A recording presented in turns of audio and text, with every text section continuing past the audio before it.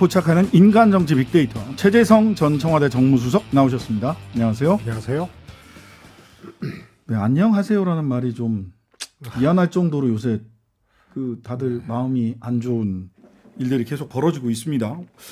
어쨌든 취임 6개월 윤석열 대통령 6개월째입니다. 5월 10일 날 취임을 했으니까요. 오늘이 11월 10일 6개월째인데요.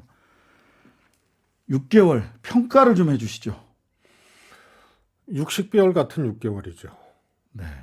또 60개월 동안 일어날 수 없는 일이 60개월 동안에도 일어날 수 없는 일이 네. 빈번하게 일어났고 거의 모든 분야에서 그렇죠. 네. 외교 참사, 안보 무능, 경제 무대책, 인사 참사, 또 국민의 안전과 생명을 지켜야 되는 그런 이제 헌법적 의무도 사실은 내팽겨질 정도의 또 이태원 참사. 이게 6개월 동안 일어난 일이라고 생각하기는 어렵죠. 6개월 동안 다 일어났네요. 다 일어났습니다. 60개월이면 5년인데 딱 전체 임기인데요. 60개월 같은 6개월이었다. 그게 뭘 의미하겠습니까? 네.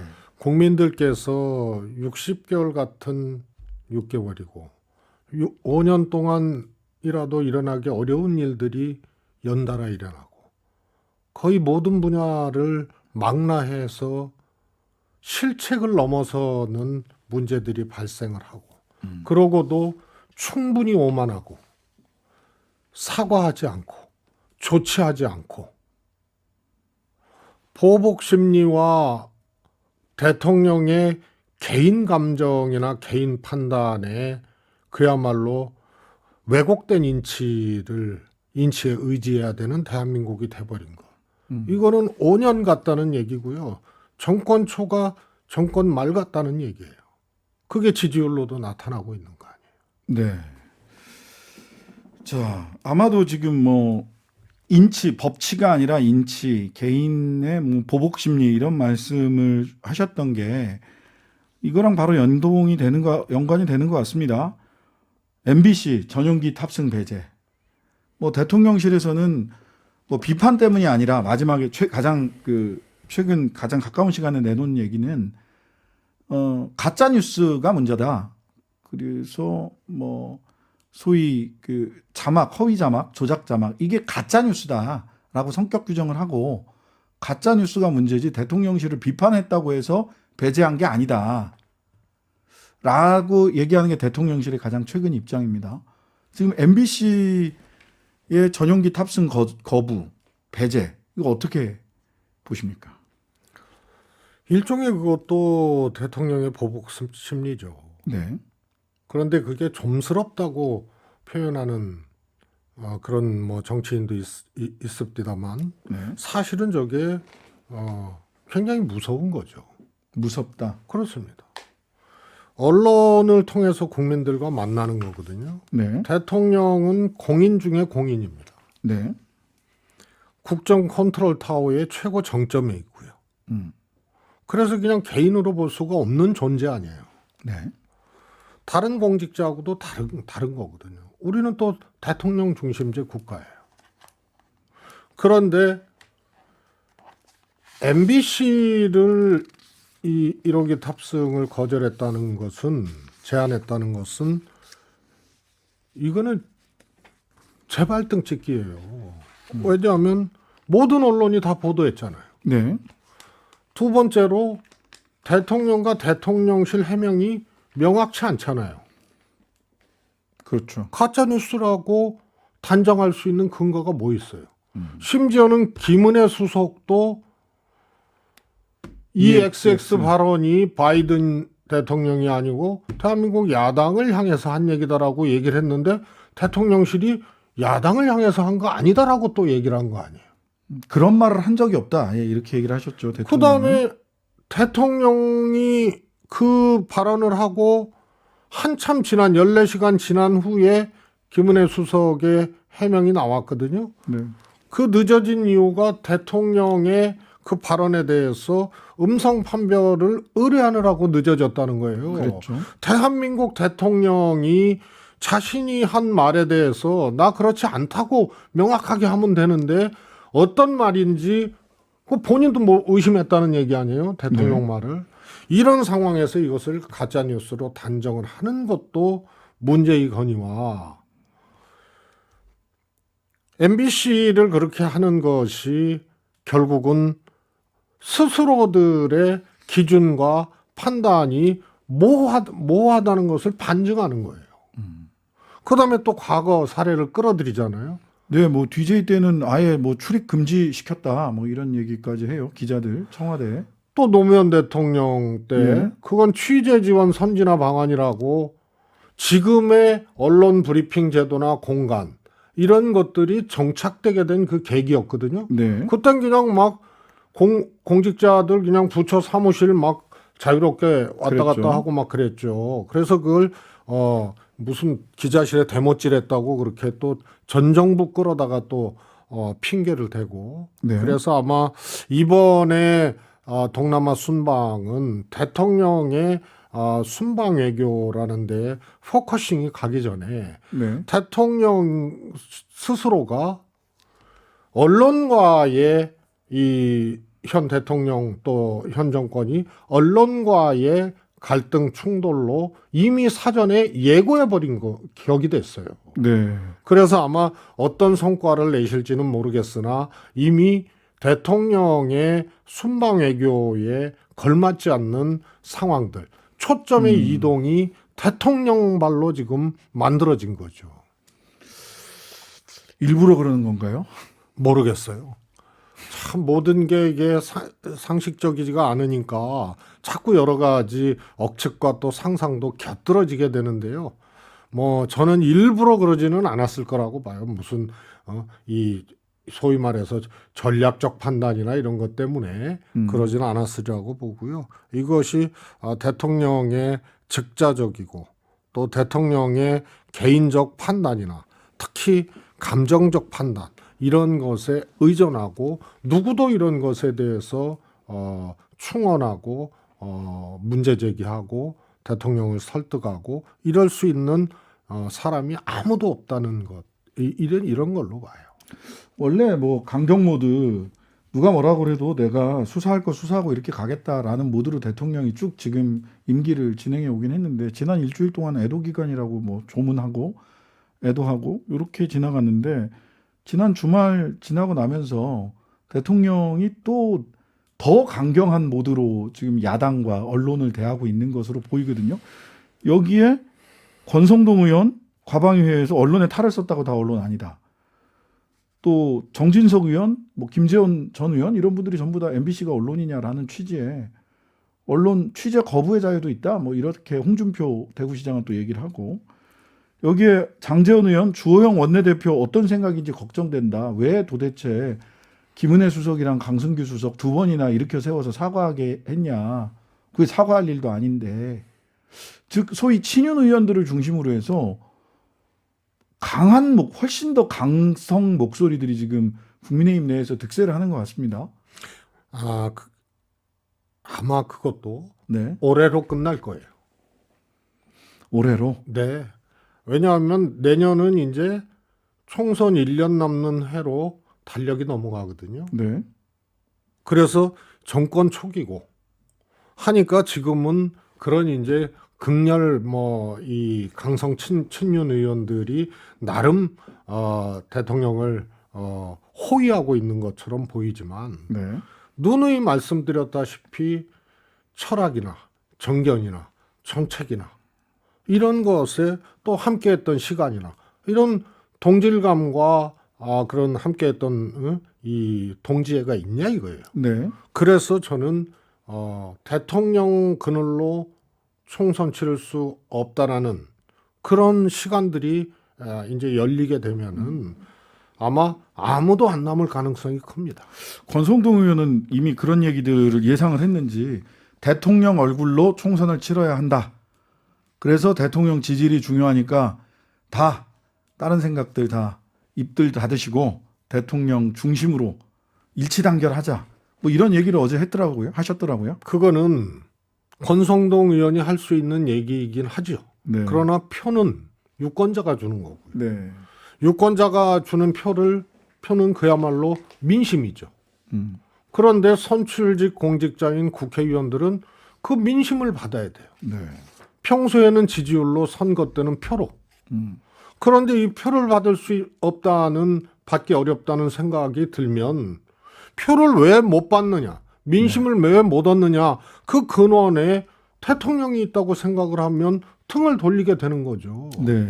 국회의원직을 포기하면서까지 국회의원 총선에 패배가 예상되는데 기꺼이 감내하고 대통령을 호의를 하려면 네. 말씀드렸다시피 대통령에게 감동해야 돼요.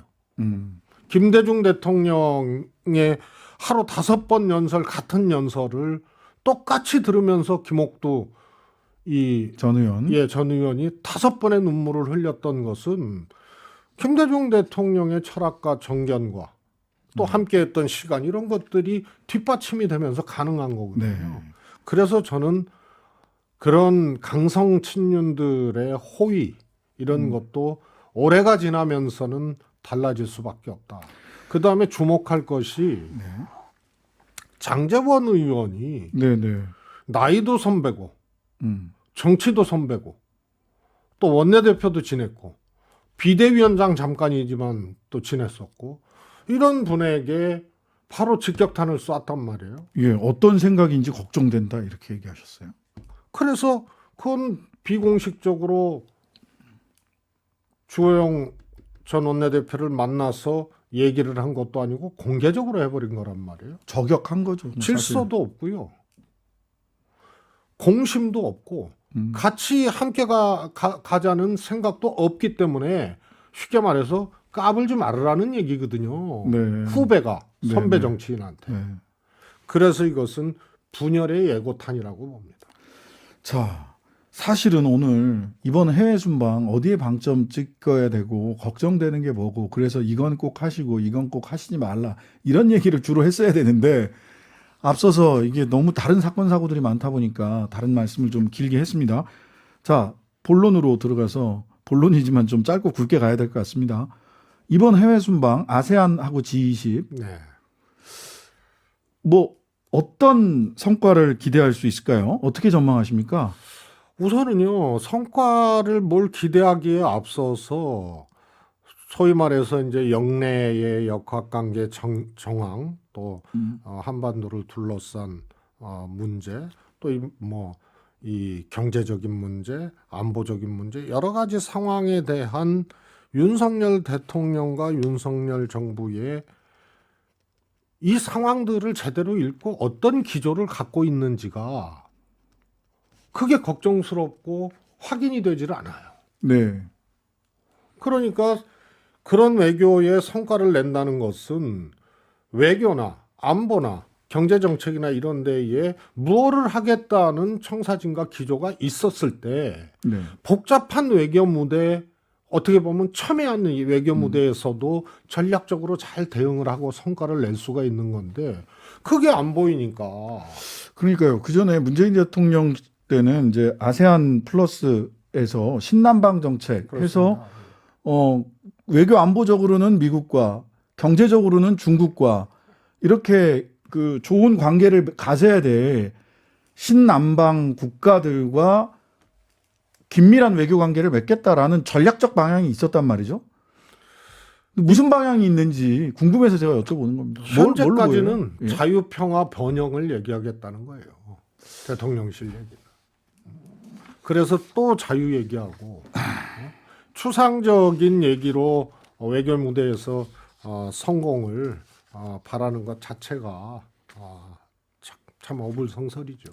뭐 한미일 정상회담 에서 미국과의 정상회담은 뭐 약속이 됐다 이런 쪽으로 지금 보도가 되고 있는데 사실 시진핑 주석하고 만난다 했는데 이번에도 단독 회담은 없는 것 같아요. 그냥 타자 없는 것 같습니다. 왔다 갔다 하다가 뭐 충분히 얘기할 수 있다 하는데 그렇습니다. 그거 뭐 우리 많이 봤지만 의제 조율도 없이 왔다 갔다 플러사이드 이런 쪽에서 뭐 성과가 있을지 중국과의 관계 되게 중요할 텐데. 중국과의 관계는 성과를 내기 위해서 시도하는 것 자체가 이번에는 아닌 것 같습니다. 아, 예, 예.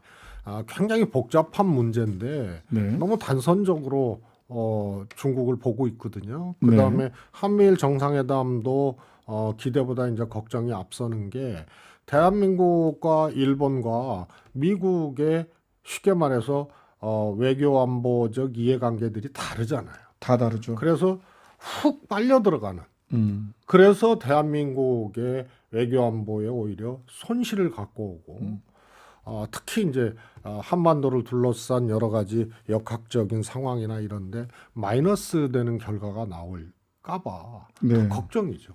그런 것을 걱정을 안 하려면 구상이 있어야 된단 말이에요. 뭔지를 잘 모르겠어요.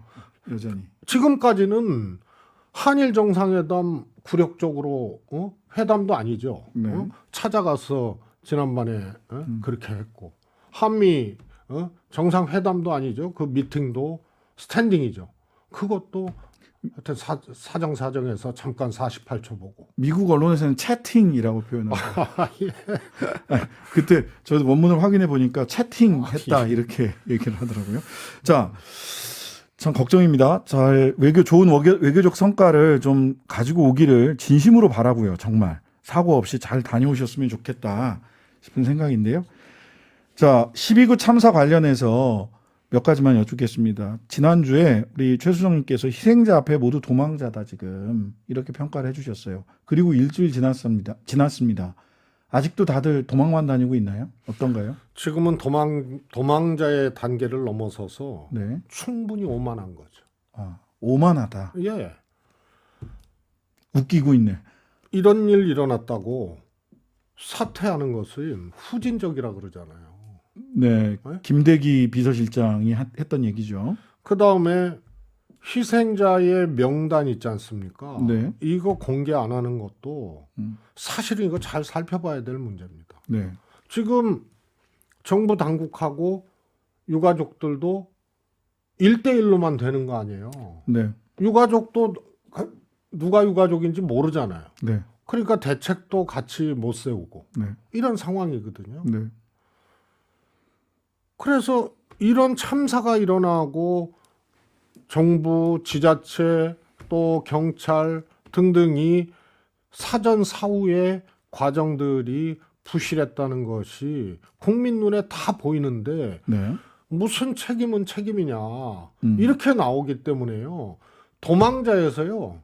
이제 도망치려는 생각도 없이 무슨 책임이냐 이렇게 나오고 있는 거예요. 정면 돌파 기조인가요? 그러면? 그런 거죠. 예. 그래서 이상민 장관을 윤 대통령이 매일 조문했을 때 대동하고 같이 간 거는 그 신호였거든요. 네. 그리고 여당이 그냥 확 기류가 바뀌잖아요. 네, 바뀌었어요. 이상민 장관을 보호하는 쪽으로 말이에요. 그래서 이거는 집단 탈선이 일어난 거예요, 이 정권에.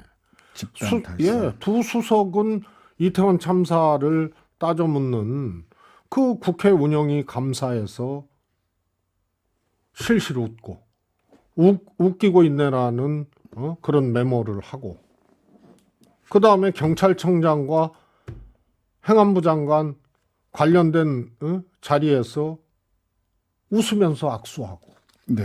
한덕수 총리 희덕대면서 농담하고 네. 그래서 이거는 이 정권의 핵심들, 이 정권이 이미 윤석열호라는 열차가 집단 탈선하는 그런 현장을 연이어서 우리가 보고 있는 거죠. 근데 책임 안 진다는 거예요. 네. 자, 그럼 이번 참사 뭐 지금 6명 입건돼 있는 거고 현장 지휘관들이나 현장 담당자를 중심으로 어디까지 책임 경질이 이루어질까요? 이상민 장관 경질 안 되는 겁니까? 저는 안 된다고 봅니다. 이상민 장관 안 되면 뭐 한덕수 총리는 더 안 될 것 같고. 더 안 되는 거죠. 경찰청장, 서울경찰청장도 지금 수사선상에 안 올라가 있어요? 경찰청장은 고민할 겁니다. 경찰청장은. 왜냐하면 워낙 늦게 사건을 인지했고 네네. 그렇기 때문에 경찰청장은 고민을 할 것 같고요. 네. 이상민 장관이나 한덕수 총리는 이미 안 하겠다고 신호를 준 거 아닙니까? 네. 국민들은 아마도 오늘의 그 최수정님의 백발백중은 백발백중이 아니었으면 좋겠다라는 바람이 있지 않을까 하는 생각이 드네요. 예. 그리고 지금 수사는 네, 위법적인 거 네, 이런 것에 초점을 맞춰서 하는 거 아닙니까? 그렇죠. 형사적 책임. 예. 정책적인 거. 네. 왜 이 시스템이 작동이 안 됐는지 이런 것이야말로 감사원 같은 데가 나서야 되는 거예요. 어? 국정조사, 감사원 뭐 이런 그렇습니다. 데가 나서야 된다는 거죠. 예, 알겠습니다. 자, 이상민, 한덕수 유임, 경찰청장 고민 여기까지 예, 우리 예상을 해 주셨습니다. 오늘 말씀 여기서 마무리하겠습니다. 지금까지 최재성 전 청와대 정무수석이었습니다.